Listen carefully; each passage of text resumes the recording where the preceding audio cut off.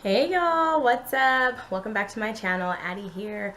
Today I am here talking about my top 10 Netflix binge worthy shows.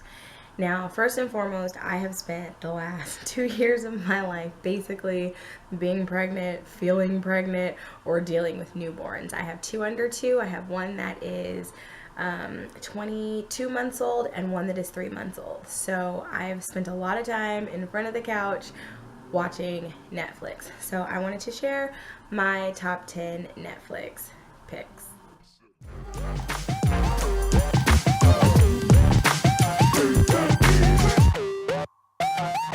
Okay, so I'm basically going to do these in no particular order because honestly, like every single one of these shows I absolutely loved watching and would probably watch them all over again. Some of them are older, some of them are fairly new. One thing I'll tell you about me though, especially because I'm a stay-at-home mom and during one of my pregnancies I was on bed rest, I like to find shows that I'm going to be able to watch for like a couple of days. So I try to find shows that typically tend to have more than 1 or 2 seasons. A lot of times I'll try to find shows that have more than 3 seasons too. So a lot of these shows that I'm gonna name are gonna have either 3, 4, 5, 6+ seasons on them because they're shows that will carry you for a good couple of weeks.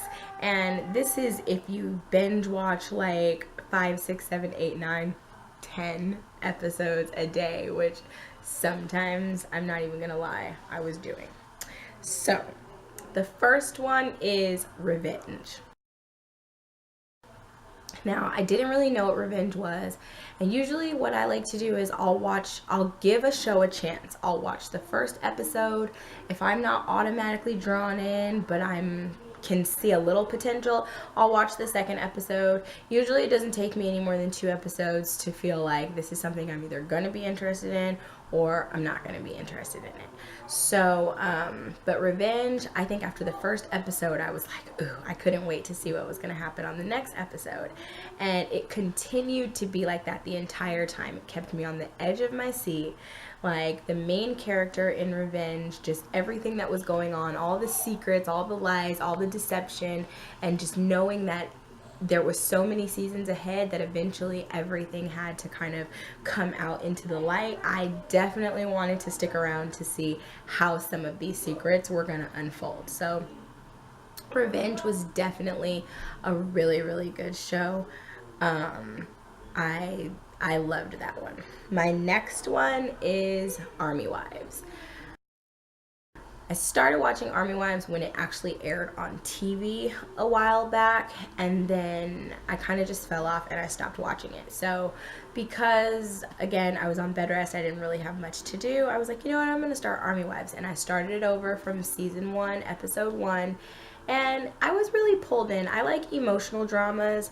I like the shows where you sort of get to know and you feel the characters and, you know, you sort of basically like put yourself in their lives. And I'm sorry, but I am a straight up sucker for chick flicky, emotional, mushy bullshit, okay? Like, I love it. I absolutely love it. And I can't get enough of it. So I will sit in front of the TV and watch shows that make me bawl crying. My husband looks at me like, what's wrong with you? I'm like, did you see that? It was so cute. Oh my god. But whatever. So Army Wives is a really good one if you kind of like that drama, emotional sort of storyline. My next one is Orange is the New Black. When I first started watching Orange is the New Black, I was definitely pulled in immediately. The main character, Piper, all of a sudden, like, she's getting ready to go get thrown up in jail, and she's completely clueless. But I'm going to tell you, like, this girl holds her own. Like, she is a beast when she finally gets in there. She's very smart, was educated, and, you know, behind some drama with an ex-girlfriend of hers, she ends up having to go to jail. And so the story is of her and basically all of these different cellmates, and it's a comedy for sure. It's so freaking funny. It's definitely rated TV mature, so it's not something that you want to be binge watching on while the kids are around. That was definitely one that I had to watch at night after everybody went to bed. The next one is Switched at Birth. And I know it came on TV, completely not interested. I think that somebody in my family, I think, tried to recommend it to me, not interested. Then somebody recommended it to me on YouTube. And I was like, okay, everybody keeps talking about this Switched at Birth. Like, let me just watch an episode and see. So I watched the first episode, and the first episode didn't exactly pull me in, like, just right away. But after I watched the second episode and looking ahead, seeing that there were, I believe, 6 seasons of Switched at Birth, I was like, oh my God, like, it's gotta, I mean, again, a story has to unfold. It's about the lives of 2 girls who were basically switched at birth, and they each grew up in different families, and now these families have basically come together. One of the girls ended up having to get a test done and basically found out that her mom was not her mom. Now, let's not state the obvious here, given that she don't look nothing like anybody else in the family. However, you know, this was the baby that the mom took home from the hospital. So this story basically circles around these lives, and they basically merge these lives together. Again, another drama, definitely an emotional trigger, definitely has some like good highlights and then some like emotional stuff that happens. So Switched at Birth was a good one. So thank you to everybody that recommended that one to me, and sorry if I was like, oh, I don't want to watch that, because you were right, it was good. My next pick is Grey's Anatomy. Now, everybody knows Grey's Anatomy has been coming on for a really, really long time. And one of my really good friends was in nursing school like years ago, and she used to watch Grey's Anatomy all the time. She swore by the show. Every time Grey's Anatomy came on, it was like she had to watch it. And I didn't get it. Like, I wasn't into Grey's Anatomy at all. When I was on bed rest, I decided I was going to take a stab at Grey's Anatomy, starting all the way at the beginning, season 1, episode 1. And let me just say, Grey's Anatomy is one of the shows that I probably would watch 10 episodes a day. And these are hour-long episodes when they come on regular TV. So minus the commercials, they're about, like, I think 43 minutes or something like that, 43, 45-minute episodes. 10 a day, you guys. Now, first of all, that's how you know I had nothing to do. Second of all, that's how you know that I was definitely enjoying some Grey's Anatomy and like really trying to catch up. I fell in love with Grey's Anatomy. Every character, every bit of emotion. I swear to you, I need a box of tissues every single time I sit down to watch Grey's Anatomy, because something always happens that makes me cry, that gets me all like emotionally involved and connected. So definitely I recommend Grey's Anatomy. That is probably one of my top favorites. One of the top. I mean, I like all of these shows, but if I had to give you like a top 3, Grey's Anatomy would definitely be in that top 3 for sure. My next one is Weeds. So I never watched it when it came on TV. Apparently it came on like a premium channel, so I'm thinking Showtime or maybe HBO, I'm not sure. So I never watched it then. However, my husband and I started watching it a while back on Netflix, because we were looking for another show to get into that we could watch together that had several different seasons, so we could watch it for a while. And so we chose to watch Weeds, and I think it was a really good show, you know, aside from, you know, the fact that, of course, they're like growers of marijuana, so maybe that's a put off for some people. It wasn't for me. I watched it and I thoroughly enjoyed watching Weeds. It was a lot of drama, a lot of comedy, like it was a really good show. And I think Weeds has like 5 or 6 seasons, and main character, she, you know, I think she gets a divorce, and so she ends up having to find a way to basically take care of and support her family, and she kind of gets involved in the selling and supplying of weed. And I mean, she was like a bomb ass drug lord, you know, like you would never expect it from her. But I think maybe toward the end of the season, some stuff started going south, and then they sort of phased out the show. But Weeds is a really good one. So if you've never watched that one, I would definitely consider it because it was a good show. The next one my husband and I watched together was The Killing. And we liked that one too. This one is a Netflix original. So when we clicked on it, we were kind of like, okay, let's see what this is all about. But literally from like the second episode, we were absolutely hooked. It's about two cops that have to work together. And one of the cops, he's a dude.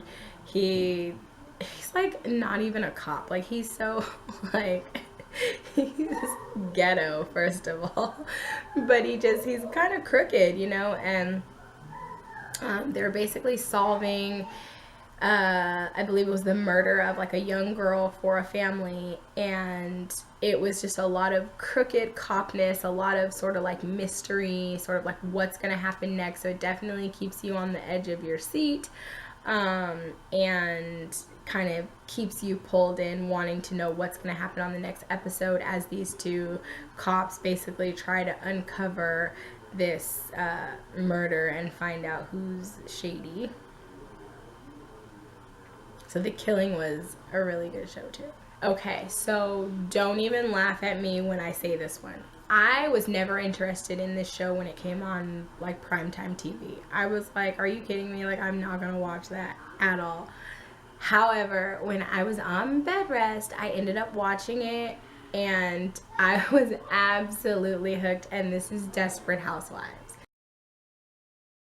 Desperate Housewives, I think, has 7 or 8 seasons, and I love their lives. And I think maybe now that I'm older or more mature, maybe you would say, than back when this show used to air on TV, I love their lives. Like, it follows the story of, what is it, like 5 or 6 different women that all live on Wisteria Lane.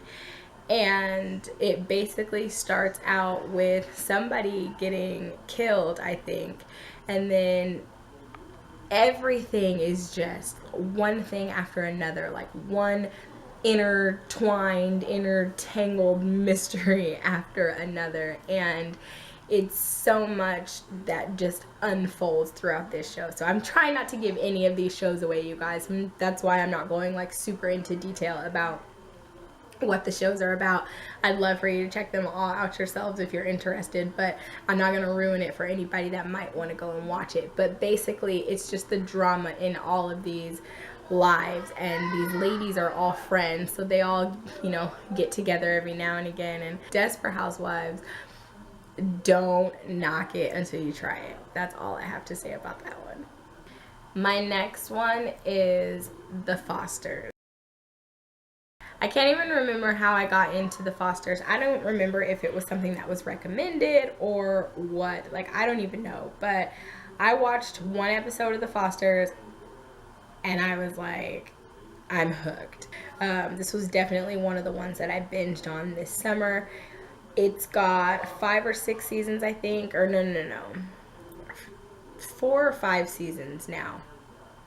I know they just aired a season this summer, and I think that season that they just aired this summer just now is new on Netflix currently. So, but it was so good, you guys. And it, you know, it follows the lives of a lesbian couple who have a son, which is one of the mom's son that she had before she met her wife.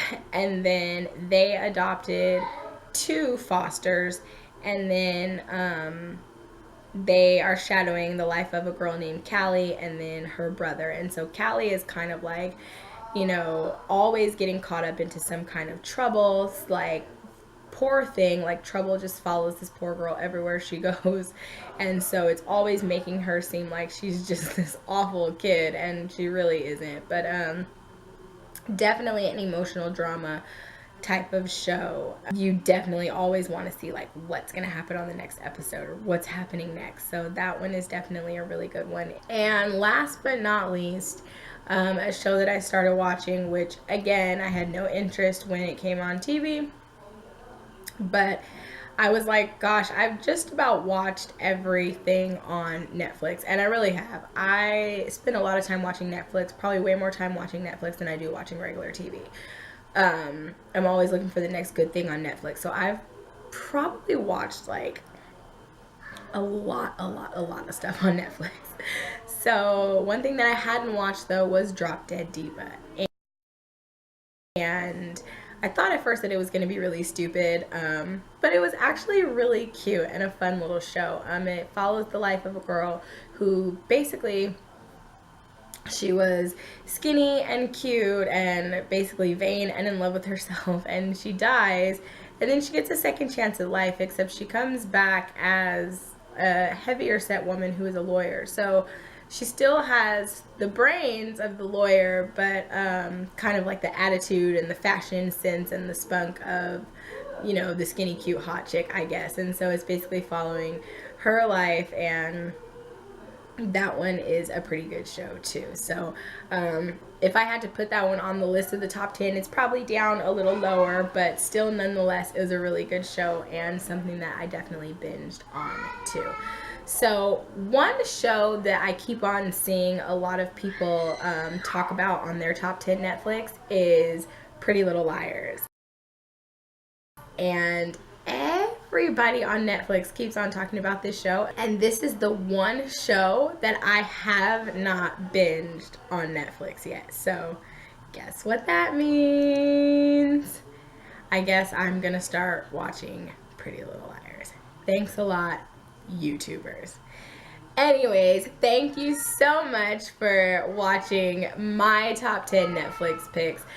Definitely leave me your favorite Netflix shows in the comment box below. If you've never commented on one of my videos before, you are going to comment on this video, because I want to know what you're watching on Netflix, especially if it wasn't something that I named, because like I said, I am always looking for the next best Netflix show, because I love Netflix and Hulu. I also have Hulu, so if you have Hulu shows, drop those below too.